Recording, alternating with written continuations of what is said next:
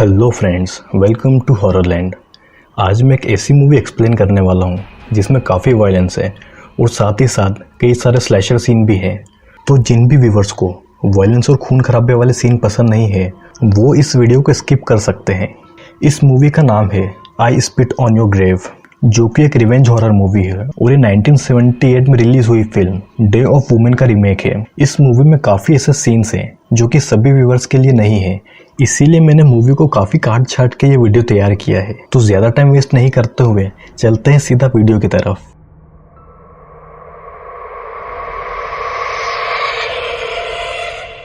Movie की starting में एक जेनिफर हिल्स नाम की लड़की शहर से दूर जंगल के पास एक केबिन रेंट पर ले रही होती है और एक बूढ़ा आदमी जो कि उस केबिन का ओनर था वो अपनी शॉप से जेनिफर को केबिन की चाबी देता है और वो केबिन उसकी शॉप से काफ़ी दूर था, इसीलिए केबिन ओनर जेनिफर को एक हैंड रिटन मैप बनाकर देता है ताकि वो रास्ता न भूल जाए और जेनिफर वहाँ से केबिन की कीज और वो मैप लेकर चल देती है। दरअसल ये केबिन मॉकिंग बर्ड ट्रेल नाम के जंगल में था और कार ड्राइव करते करते जेनिफर एक गैस स्टेशन पर रुकती है और अपनी कार में फ्यूल डलवाती है। उस गैस स्टेशन पर सिर्फ 3 लड़के थे जिनका नाम एंडी, स्टैनली और जॉनी था, जो कि जेनिफर को काफ़ी अजीब तरीके से देख रहे थे। जेनिफर जॉनी से मॉकिंग बर्ड ट्रेल का रास्ता पूछती है, जिस पर वो उसको बताता है कि मॉकिंग बर्ड ट्रेल तो काफ़ी पीछे छूट चुका है और जॉनी उससे पूछता है कि क्या वो वहाँ पर बने केबिन में रुकने वाली है, जिस पर जेनिफर हाँ कहती है और इसके साथ जॉनी उसके साथ फ्लर्ट करने लगता है। लेकिन जेनिफर उसका मजाक उड़ाकर वहाँ से चली जाती है, जिस पर जॉनी के फ्रेंड्स भी हंसते हैं और जॉनी को काफ़ी गुस्सा आ जाता है। अब जेनिफर वापस पीछे मॉकिंग बर्ड ट्रेल की तरफ जाती है और फाइनली वो अपने केबिन पहुँच जाती है। दरअसल जेनिफर एक राइटर थी और उससे अपनी नई बुक लिखने के लिए एक ऐसी जगह चाहिए थी जहाँ वो शांति से बैठकर अपनी बुक लिख सके, इसीलिए वो शहर के शोर शराबे से दूर कुछ महीनों के लिए इस जंगल में बने केबिन में आई थी। अब जेनिफर केबिन में आ चुकी थी और अपनी ज़रूरत का पूरा सामान भी लाई थी। अगली शाम वो अपनी बुक पर काम करते करते अपने बॉयफ्रेंड से बात कर रही होती है कि तभी उसे केबिन के पास बने एक रूम से दरवाज़ा खुलने की आवाज़ आती है और वो वहाँ चेक करने चली जाती है, जहाँ वो देखती है कि कई सारे अजीबोगरीब इंस्ट्रूमेंट्स के साथ साथ कई सारे टॉक्सिक केमिकल्स भी पड़े हैं, जिसे देखकर जेनिफर डर जाती है और वापस अपनी चेयर पर आकर बैठती है कि तभी वाइन का ग्लास उसके कपड़ों पर गिर जाता है और वो अंदर जाकर अपने कपड़े साफ करती है। लेकिन हम यहाँ देखते हैं कि कोई जेनिफर पर नज़र रख रहा था और अपने कैमरा में उसके सारी मूवमेंट्स रिकॉर्ड कर रहा है। अगले दिन जब जेनिफर जॉगिंग करके वापस आती है तो देखती है कि उसके केबिन की बाथरूम में पानी नहीं आ रहा है और टॉयलेट का फ्लश भी काम नहीं कर रहा है। इसीलिए वो केबिन ओनर को फ़ोन पर इसकी खबर देती है, जिस पर केबिन ओनर उसे कहता है कि वो किसी प्लम्बर को भेज रहा है और तभी जेनिफर का फ़ोन टॉयलेट में गिरकर ख़राब हो जाता है। कुछ देर बाद मैथ्यू नाम का एक प्लम्बर वहाँ जेनिफर के बाथरूम के टॉयलेट ठीक करने आता है, जो कि एक एबनॉर्मल व्यक्ति था।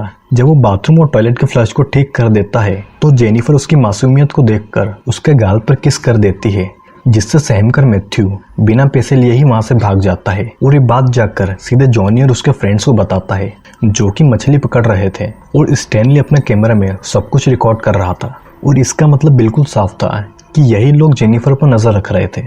अब शाम हो चुकी थी और जेनिफर अपनी स्ट्रेस को दूर करने के लिए वाइन और सिगरेट का सहारा ले रही थी, लेकिन उसे ये नहीं पता था कि जो भी उसके साथ अब होने वाला है वो उसने सपने में भी नहीं सोचा होगा। जेनिफर वहीं बैठे बैठे सोफे पर सो जाती है और आधी रात में उसकी नींद एक अजीब आवाज़ से खुलती है कि तभी उसे बाहर से एक गन शॉट की आवाज़ आती है और वो देखती है कि दरवाजे पर एक चिड़िया मरी पड़ी है और उसके घर में जॉनी और उसके फ्रेंड्स घुस जाते हैं। फिर वो मैथ्यू के हाथ बांधकर उसे वहाँ लाते हैं और जेनिफर से वो किस वाली बात पूछते हैं। जेनिफर उन्हें कुछ पैसे देने की कोशिश करती है, लेकिन जॉनी उसे बुरी तरीके से धमकाता है और स्टैनली ये सारी चीज़ें अभी भी अपने वीडियो कैमरा में रिकॉर्ड कर रहा था। जेनिफर उनसे कहती है कि वो पहले ही पुलिस को कॉल कर चुकी है, लेकिन उन्हें पता था कि उसका फ़ोन पानी में गिर जाने के कारण ख़राब हो चुका है। फिर वो सब वहाँ रखी हुई वाइन पीते हैं और जेनिफर को अपना मुंह खोलने को कहते हैं। फिर वो उसके मुंह में बंदूक डालकर उसे डराने की कोशिश करते हैं, लेकिन जेनिफर वाइन की बोतल से जॉनी पर हमला करके वहाँ से भाग जाती है और भागते भागते जंगलों में पहुँच जाती है, जहाँ केबिन का ओनर और वहाँ का शेरिफ जंगलों में शिकार कर रहे थे। जेनिफर शेरिफ को सारी बातें बताती है कि किस तरह से 3 लड़कों ने उस पर हमला करने की कोशिश की और उसके साथ कितना गंदा व्यवहार किया। वो शेरिफ जेनिफर की मदद करने का कहकर उसे अपनी कार में बिठाकर वापस वहीं केबिन में ले जाता है, लेकिन तब तक वहाँ से सभी लोग जा चुके थे। शेरिफ पूरा घर चेक करता है और उसे वहाँ पर खुली हुई वाइन की बोतल और सिगरेट के टुकड़े मिलते हैं, जिस पर जेनिफर कहती है कि ये उन लोगों के ही होंगे जिन्होंने जेनिफर पर हमला किया था। लेकिन शेरिफ को सिगरेट के टुकड़े पर लिपस्टिक के निशान मिलते हैं, जिससे उसका शक जेनिफर की तरफ जाता है और शेरिफ उल्टा उसे ही चेक करता है। और फिर जॉनी अपने बाकी दोस्तों के साथ वापस से केबिन में आ जाता है और हमें यहाँ पर यह पता चलता है कि शेरिफ भी उन्हीं की तरफ है। वो सभी लोग जेनिफर को काफ़ी टॉर्चर करते हैं और उसे कई तरह से चोट पहुंचाते हैं। शेरिफ अपनी गन पॉइंट पर पागल मैथ्यू से जेनिफर को मोलेस्ट करवाता है और सभी लोग मिलकर जेनिफर को काफ़ी पीटते हैं और उसे वहीं इसी हालत में छोड़कर चले जाते हैं। फिर जेनिफर वहाँ से जैसे तैसे उठती है और अपने लंगड़ाते हुए कदमों से वहाँ से भागने की कोशिश करते हैं, लेकिन जंगल में भी वो सभी लोग उसका इंतज़ार कर रहे थे और वहाँ पर फिर जेनिफर को कई बार मोलेस्ट किया जाता है। जेनिफर को इतना टॉर्चर किया जाता है कि उसकी जीने की इच्छा खत्म हो जाती है और जेनिफर वहीं तालाब में कूदकर अपनी जान दे देती है। जेनिफर को तालाब में छलांग लगाता देख शेरिफ काफ़ी डर जाता है, क्योंकि उसे ज़रा भी अंदाज़ा नहीं था कि जेनिफर ऐसा कदम उठा लेगी। वे सभी लोग रात भर उस तालाब में जेनिफर को ढूंढते हैं, लेकिन वो कहीं नहीं मिलती। फिर शेरिफ जॉनी और उसके दोस्तों के साथ सारे सबूत मिटा देता है। वो जेनिफर के कपड़े और स्टैनली का वीडियो कैमरा भी जला देता है, जिससे कोई भी सबूत नहीं बचे।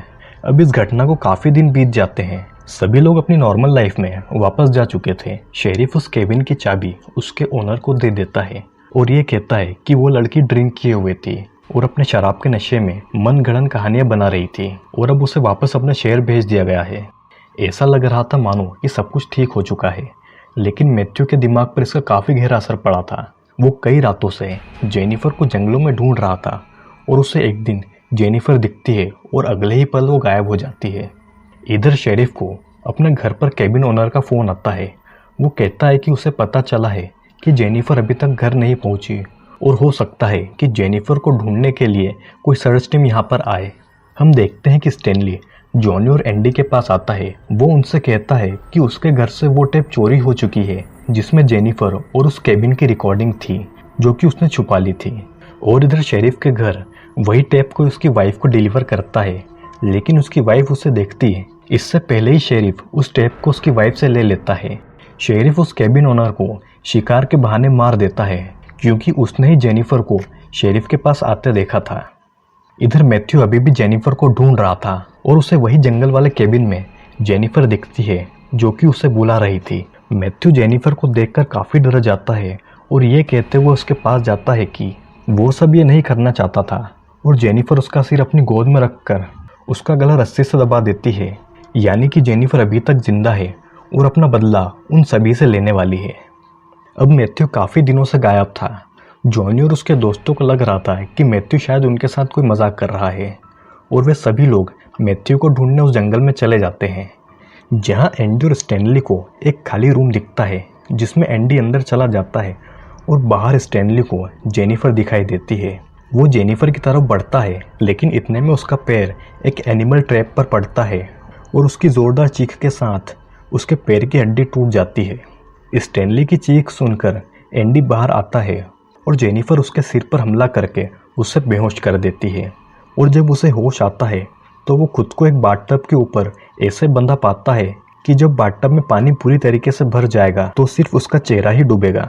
स्टैनली को जेनिफर बाहर पेड़ से बांध देती है और उसकी आंखों की पलकों में मछली पकड़ने वाला कांटा फंसाकर उसे ऐसे बांधती है कि वो अपनी आंखें बंद ही नहीं कर पाए, और उसे उसी के कैमरे में रिकॉर्ड होता ऐसे ही छोड़कर एंडी के पास चली जाती है। और जब पानी बाथटब में पूरी तरीके से भर जाता है तो जेनिफर उसमें लाई पाउडर डाल देती है, जो कि उसे केबिन के पास वाले रूम से मिला था। लाई पाउडर पानी के साथ एक ऐसा मिक्सचर बनाता है जिसमें कि इंसानी शरीर पूरी तरीके से घुल जाता है और एंडी का चेहरा उसमें घुलने लगता है और एंडी भी मारा जाता है। बाहर स्टैनली के ऊपर कई सारे कौवे आ जाते हैं और उसे जिंदा ही खाने लगते हैं, और ये सब उसके कैमरे में पूरी तरीके से रिकॉर्ड हो रहा था। अब बारी थी जॉनी और शेरिफ की। जॉनी को जेनिफर ने पहले ही पेट्रोल पंप से पकड़कर कमरे में बांध कर रखा था।